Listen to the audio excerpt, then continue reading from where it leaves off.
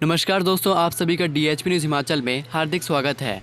सबसे पहले आप सभी को बहुत बहुत धन्यवाद, क्योंकि आप सभी के साथ और विश्वास के कारण हमारे 20,000 सब्सक्राइबर्स पूरे हो पाए हैं। इसके लिए आपका बहुत बहुत धन्यवाद।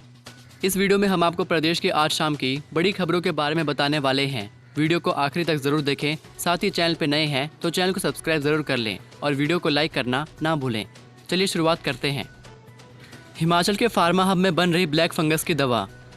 देश भर में कोरोना के बाद महामारी घोषित हो चुकी ब्लैक फंगस बीमारी की दवा भी हिमाचल प्रदेश के फार्मा हब बद्दी में बन रही है। औद्योगिक क्षेत्र BBN की United biotech company black fungus के लिए एम्फोटेरेसिन B दवा का निर्माण कर रही है। हालांकि पहले कंपनी इस दवा को विदेशों में निर्यात करती थी, जबकि अब घरेलू इस्तेमाल यानी देश में इस्तेमाल करने के लिए कंपनी को दवा बनाने का लाइसेंस मिल गया है। जल्द ही कंपनी देश और राज्य के लिए ब्लैक फंगस की दवा तैयार करना शुरू कर देगी। शिक्षकों के हजारों पद भरने की प्रक्रिया शुरू, ऑनलाइन मूल्यांकन करेगा आयोग। कोरोना महामारी को देखते हुए राज्य लोक सेवा आयोग ने नौकरी का इंतजार कर रहे अभ्यर्थियों को बड़ी राहत दी है।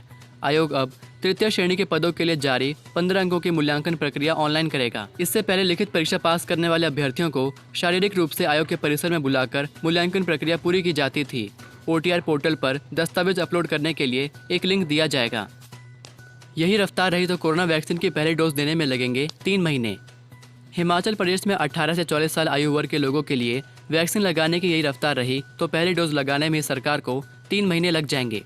प्रदेश में वैक्सीन की कमी चल रही है। सरकार का भी मानना है कि सप्लाई कम आ रही है। सरकार के पास अभी सिर्फ 65,000 वैक्सीन की डोज ही है, जबकि वैक्सीन लगवाने वाले 32 लाख लोग हैं। ऐसे में अभी तक दूसरी डोज का कोई पता ही नहीं है। अभी 40,000 लोगों को ही वैक्सीन लगी है। वैक्सीन की कमी के चलते सरकार ने सप्ताह में 2 दिन वैक्सीन लगाने का फैसला लिया है। प्रदेश में 31 मई तक यह वैक्सीन खत्म हो जाएगी। इसके बाद कब लोगों को डोज लगेगी, इस पर संशय है। शिक्षा बोर्ड ने तैयार किया 10वीं के विद्यार्थियों को प्रमोट करने का खाका। हिमाचल प्रदेश सरकार के निर्देशों के बाद अब स्कूल शिक्षा बोर्ड ने 10वीं के विद्यार्थियों को प्रमोट करने का खाका तैयार कर लिया है। अब बोर्ड को कार्यालयों के खुलने का इंतजार है। सरकार के निर्देश देते ही बोर्ड इस खाके को उच्च अधिकारियों को सौंप देगा। इसके बाद अंतिम फैसला सरकार लेगी। उधर प्रदेश स्कूल शिक्षा बोर्ड के अध्यक्ष डॉक्टर सुरेश कुमार सोनी ने बताया कि जैसे ही कार्यालय खुलेंगे, बोर्ड की ओर से 10वीं के विद्यार्थियों को प्रमोट करने का खाका निदेशालय को सौंप दिया जाएगा। इसे अंतिम रूप सरकार देगी। डंडे से बांधकर सड़क तक लाया गया बुजुर्ग महिला का शव। कोरोना के कारण लोगों के अंदर तक इंसानियत मर चुकी है। कोरोना काल के दौरान ऐसी कई घटनाएं सामने आ चुकी हैं जिसमें इंसानियत शर्मसार नजर आती है।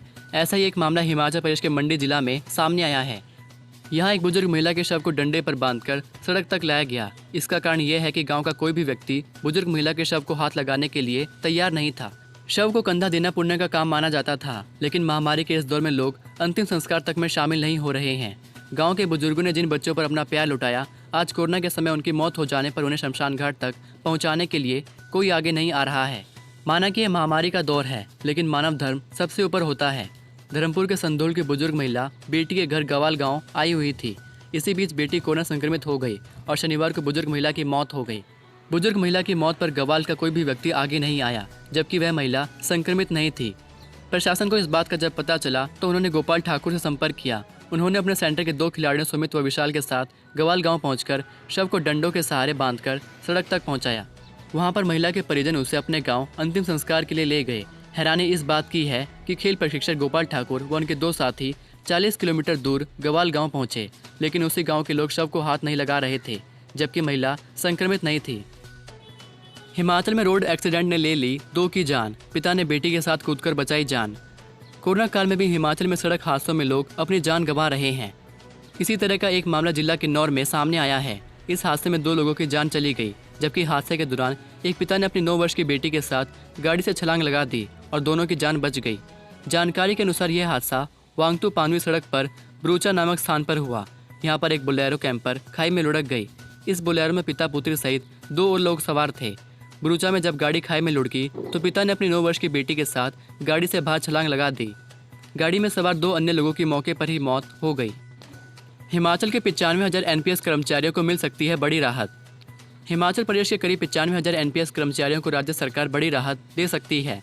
इनमें से किसी भी कर्मचारी की असामयिक मृत्यु या अपंगता की स्थिति में उनके परिवार के लिए पुरानी पेंशन योजना के तहत फैमिली पेंशन देने पर सरकार विचार कर रही है। इसके लिए केंद्र सरकार की ओर से हाल ही में बनाए गए नियमों का अध्ययन किया जा रहा है। शर्त यह होगी कि उन्हें नियुक्ति के दौरान यह स्वेच्छा से लिखित रूप से देना होगा कि मृत्यु या अपंगता की स्थिति में वे कंट्रीब्यूटरी पेंशन लगाना चाहते हैं या पुरानी पेंशन योजना के तहत परिवार पेंशन लगवाना चाहते हैं। इसके लिए 10% अंश कर्मचारी के वेतन और 14% अंशदान सरकार की ओर से जमा किया जाता है। ATC प्रेजेंट्स मसालों की रेंज, खास पहाड़ी व्यंजनों के लिए। हमारे सेपू वड़ी, राजमा, जिमीकंद और खेरू मसालों का इस्तेमाल करें और पहाड़ी खाने का आनंद उठाएं। खड़े और पिसे मसाले एक ही पैक में उपलब्ध। पहाड़ी खाने का असली स्वाद केवल ATC मसालों के साथ। ATC spices, purity of Devbhoomi.